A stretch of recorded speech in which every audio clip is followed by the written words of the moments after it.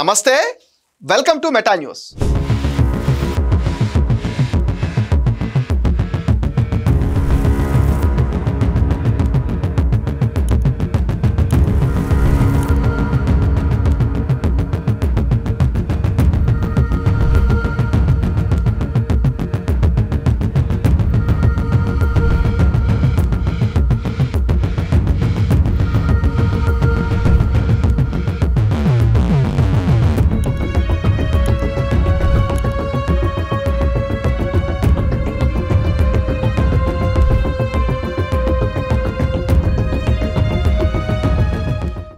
మ్యాటర్లోకి వచ్చేస్తే కోనసీమ జిల్లా రాజోల్లో రాజకీయం రసవత్రంగా మారింది.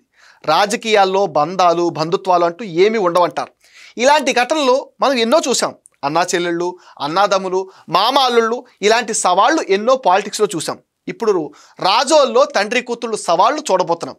అవును, ఒకే నియోజకవర్గానికి తండ్రి కూతుళ్ళు ఇన్ఛార్జీలు అయ్యారు. తండ్రి ఒక పార్టీ నుంచి ఇన్ఛార్జిగా ఉండగా ఇప్పుడు కూతురు మరో పార్టీ తరపున ఇన్ఛార్జ్ బాధ్యతలు చేపట్టారు.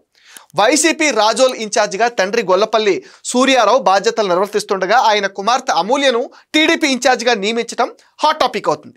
ఇది కేవలం పార్టీల మధ్య పోరు కాకుండా తండ్రి కూతురు మధ్య రాజకీయ సవాల్గా మారింది.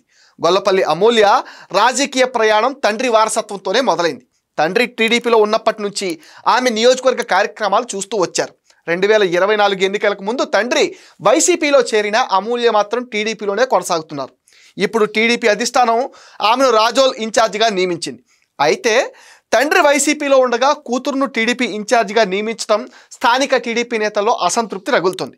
నిన్నటి వరకు తండ్రి బాటలోనే నడిచిన అమూల్యకు ఈ పదవి ఎలా ఇస్తారని కొందరు నేతలు ప్రశ్నిస్తున్నారు. గొల్లపల్లి సూర్యారావుకు సుదీర్ఘ రాజకీయ అనుభవం ఉంది. ఆయన టీడీపీ ద్వారా రాజకీయాల్లోకి వచ్చారు. 1989లో జరిగిన అసెంబ్లీ ఎన్నికల్లో అల్లవరం నియోజకవర్గం నుంచి పోటీ చేసి ఓడిపోయారు. సూర్యారావు 2004లో జరిగిన అసెంబ్లీ ఎన్నికల్లో అల్లవరం నియోజకవర్గం నుంచి కాంగ్రెస్ అభ్యర్థిగా పోటీ చేసి ఎమ్మెల్యేగా విజయం సాధించారు. వైఎస్ఆర్ క్యాబినెట్లో చిన్న పరిశ్రమల శాఖ మంత్రిగా కూడా ఆయన పనిచేశారు. 2014లో రాష్ట్ర విభజన తర్వాత కాంగ్రెస్ పార్టీని వీడి తెలుగుదేశం పార్టీలో చేరారు. 2014లో జరిగిన అసెంబ్లీ ఎన్నికల్లో రాజోల్ నుంచి ఎమ్మెల్యేగా పోటీ చేసి విజయం సాధించారు. అదే నియోజకవర్గం నుంచి 2019లో మరోసారి టీడీపీ నుంచి పోటీ చేసి ఓడిపోయారు. 2024 ఎన్నికల్లో రాజోల్ నియోజకవర్గ పరిస్థితులు ఒక్కసారిగా మారిపోయాయి. రాజోలు సీటు కోసం టీడీపీ జనసేన పార్టీలు పోటీ పడ్డాయి. 2019 ఎన్నికల్లో జనసేన పార్టీ గెలుచుకున్న ఏకైక స్థానం కావడంతో ఆ సీటు తమకు కావాలని జనసేన కోరింది. గొల్లపల్లి సూర్యారావు కూడా టీడీపీ నుంచి పోటీ చేయాలని ప్రయత్నించారు. కానీ జనసేన పార్టీ ఆ టికెట్ కోసం పట్టుబట్టడంతో సూర్యారావుకు టికెట్ లేదని తేలింది. ఈ క్రమంలో ఆయన టీడీపీకి గుడ్ బై చెప్పేసి వైసీపీలో చేరారు. రాజోలు నుంచి వైసీపీ తరఫున పోటీ చేసిన జనసేన పార్టీ అభ్యర్థి దేవవరప్రసాద్ చేతిలో ఓడిపోయారు. అప్పటి నుంచే ఆయన రాజోలు నియోజకవర్గ ఇన్ఛార్జిగా ఉన్నారు. Razole SC reserved seat. Gollapalli Amulya Razole నియోజకవర్గంలో 2014 నుంచి 2024 వరకు టీడీపీ నాయకులతో కార్యకర్తలతో పరిచయాలు పెంచుకోవటమే కాదు, ఏకంగా గత 5 ఏళ్లుగా నియోజకవర్గ పరిధిలో జగ్గన్నపేటలో నివాసం ఉంటుంది. ఈ క్రమంలోనే 2024 ఎన్నికల్లో టీడీపీ తరఫున తాను బరిలో ఉంటానంటూ టికెట్ కోసం దరఖాస్తు చేసుకోవడంతో కుటుంబంలో వివాదం మొదలైంది. గొల్లపల్లి సూర్యారావు ఆయన కుమారుడు శ్రీధర్లు అమూల్యను పూర్తిగా పక్కన పెట్టేసినట్టుగా ప్రచారం కూడా జరిగింది. ఒక దశలో రాజోల టికెట్ అమూల్యకే ఇస్తున్నారంటుగా ప్రచారం కూడా జరిగింది.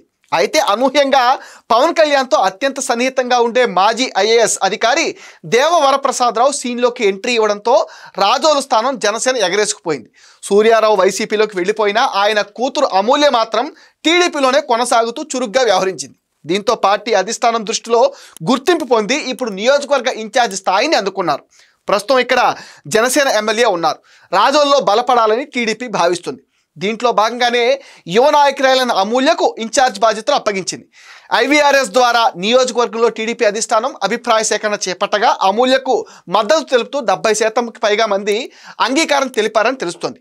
పార్టీ బలోపేతంకు కృషి చేస్తూనే ప్రభుత్వ కార్యక్రమాలను ప్రజల్లోకి తీసుకెళ్లేందుకు జనసేన ఎమ్మెల్యే వరప్రసాదరావుతో కలిసి పనిచేస్తానని అమూల్య ప్రకటించారు. దీంతో తండ్రిని అమూల్య ఎలా ఎదుర్కొంటారనేదే ఆసక్తి రేపుతుంది.